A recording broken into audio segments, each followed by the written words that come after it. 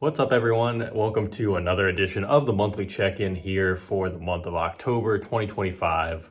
Today's topic is going to be about in-person connection, primarily with collaborators, people you're trying to network with. Kind of just giving the importance of that from my perspective, how I've been able to start doing that, especially in the last few months.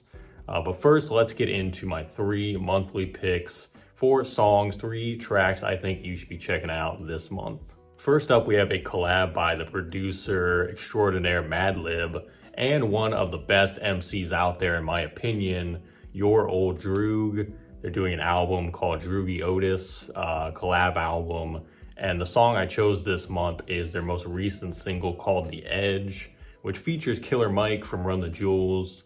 Really cool track. This song is just classic Madlib style, very mellow beat, sample chops, and I think Your Old Droog floats very well on this song lyrically. I've never heard a song that he's been on where he's lacking in the lyrical department, and this one is no different. I think Killer Mike actually added an incredible feature to this as well. I think those two sounds kind of complement one another. And I think the coolest part of this track is the guitar solo at the very end that Your Old Droog does. It's kind of been documented that he is a big fan of rock music and that he also plays guitar. So I think it was kind of cool that he brought that to this track. And I'm kind of hoping that there's more of that incorporated in the full album. But Madlib and Droog have kind of been teasing this album for about 1.5 years, I think, at this point. Obviously, Madlib had production on Droog's album Movie, on the song DBZ that had Denzel Curry and Method Man, which was another track I really enjoyed. But overall, I think this is a great offering. They put out another single, I think, earlier this year as well. So they've been really teasing this thing, and I'm just hoping that we get the album very soon. But again, this one is called The Edge. It's by Madlib, Your Old Droog, featuring Killer Mike. So definitely go give that a listen, especially you hip hop heads out there. This one is one you don't want to miss for sure. Next up is a beat called Stay, and it's from the DC production duo named The Other Guys. I started listening to The Other Guys early 2024 when they did a full collab album with one of my favorite artists, Skyzoo, and it was called Mind of a Saint, and it's actually from the perspective of Franklin Saint. If you've ever seen the show Snowfall, it was all, wrapped from his perspective. So from that caught my attention, and I love the production. Started checking out The Other Guys' work, and they have a lot of awesome beat tapes out there. I'm not sure if I've highlighted them on this segment or not, but you should definitely check them out. They've worked with a lot of awesome artists, but they put out a beat tape called Summer 92. It was kind of dedicated to one of the members, Joe. His dad had recently passed away, and he kind of stated that this beat tape was dedicated to him and the song Stay especially, because if you see the visualizer, it's kind of dedicated to his early days with his father and the time they spent together, things like that. And the track is very touching. Like, the beat itself is very emotional. And I really like that a lot. And I think this beat tape overall is really cool because it's not super long. I think it's probably only like 15 to 20 minutes total. But you get a kind of a snapshot of the sound and style that The Other Guys have. And overall, I just think it was a really cool, summertime type joint to listen to for these beats. But these beats kind of live on through the story that was being told, and the narrative behind it. They also did an album called No Validation with Shay Noir, who's an incredible MC. So definitely check that out as well. They've been very active recently. Like I said, they're one of my favorite duos out there. So definitely go give this one a listen. Super underrated producers, super awesome message in the music. And it's been something I've had on repeat for the last couple months for sure. Lastly, we have an EP that came out in 2023. So I'm a bit late to this one. It's called Symphoniae, and it's by Ariel, who I originally heard when she signed to Mellow Music Group, and this was probably like mid 2024. And I had seen that she had, signed to them. I never had got around to listening to her stuff though. And then I'd say probably like a month or so ago, I finally got the opportunity to dig into her work. And this EP definitely stood out to me. It's 4 tracks. I'm trying to think of all the songs. Layaway Love was the single, which is a great song, definitely a hit record. Aquatic is the intro, Wishing Well, and then there's the title track as well. 4 songs, but this whole EP is just super, super stellar. If you love neo soul, I would definitely recommend this. Her vocals are very powerful, and I love the production style on this thing. I didn't get to see who produced this. I'm not sure if it was all one producer or if she was working with a couple people, but overall, I'm a huge fan of this sound. And like I've said before, I've been listening to a lot of Amber Navran, Moonchild, that sort of thing. So this was like right in the same wheelhouse.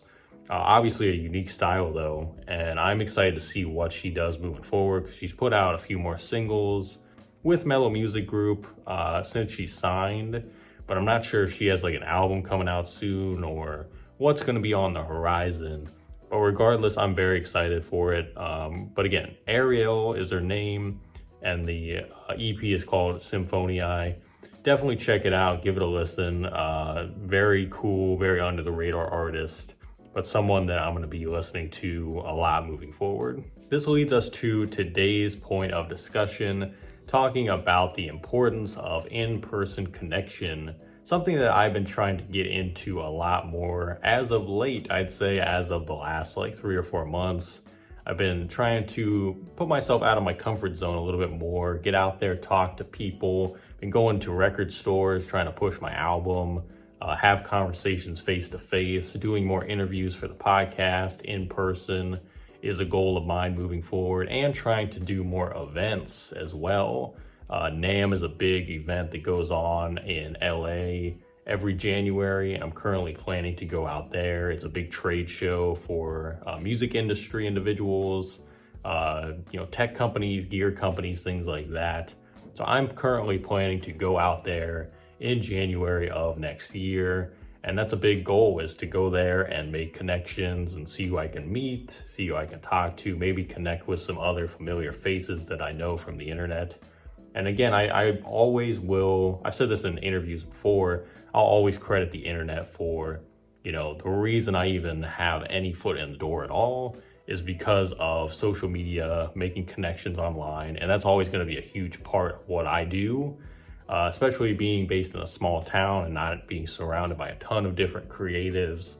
It's super important to be able to maintain that. But I've also, taken a lot of information from the people that I look up to, the people that I listen to.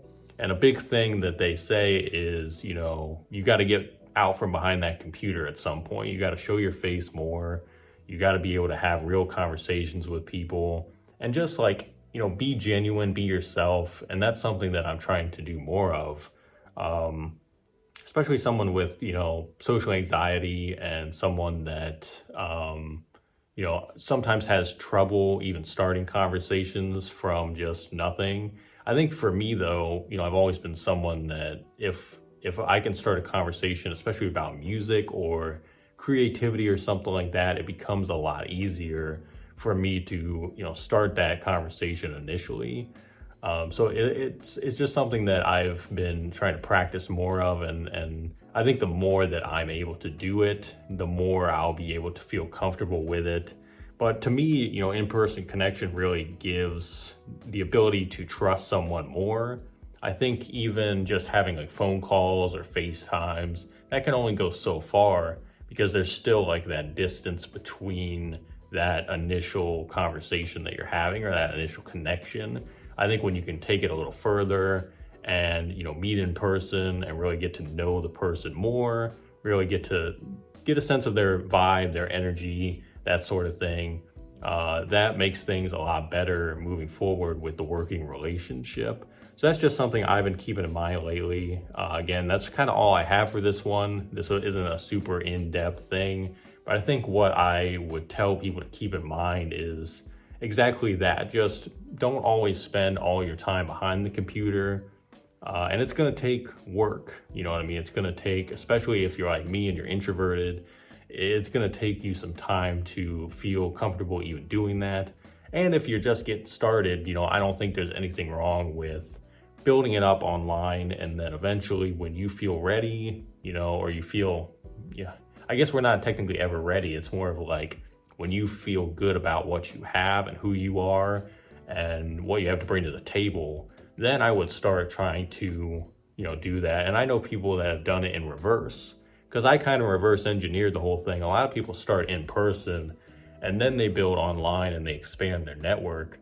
I started online and now I'm trying to kind of like reverse engineer it and work more in person with people. So it just depends on, your journey, your surroundings, things of that nature. But I guess that's my tidbit for today. Just try to do more in-person work as much as you can, whether you're, interviewing people or you're wanting to work with someone, collaborate on a song or an album, whatever it might be. Just start thinking of ways to do that more. And if you're in a big city, you already have an advantage to be able to go out there to local events, workshops, network with people, do that sort of thing. So that is my words today, and I hope you guys can make that happen. I hope I can work with some of you guys too in the future, either in person or via the internet. So we'll see what happens. All right, before we get out of here, just want to let you guys know that my brand new instrumental album called Leaves and Soil is going to be out on Even exclusively for early listen on Friday, October 24th. So coming up here in a matter of days. Very excited for that. Again, if you know the last few releases I've done, this is very familiar for you. Even allows you to have access to the music early. You basically pay $2 or more and you get to hear the music and you'll get access to some cool merch. This time around, we have an art piece. It actually features, it's a little canvas and it features all of the album artwork, all 3 singles and the album cover itself. It's kind of cool. I wanted to try something different this time as opposed to like a t-shirt or a hoodie like we've done in the past. So if that's something that interests you, definitely check out the link in the description of this video. Sign up for the wait list. And like I said, on the 24th, you'll get early access. And I appreciate all the support so far on this project. I'm excited for you guys to hear it. It'll be out on all platforms in November. But for now, we're doing the Even listening again. Very early access, and thank you guys again for all your support, and I'm excited to get this one rolled out real soon. And thank you guys again for tuning in. We got a couple more of these to go for 2025 and a lot of exciting things in the works. A lot of things I can't even talk about right now, but I'm just getting excited even thinking about what is going to be coming even into the new year. We got a little bit more to go before that. So thank you guys for tuning in once again. Stay safe, stay positive, and we will see you next time.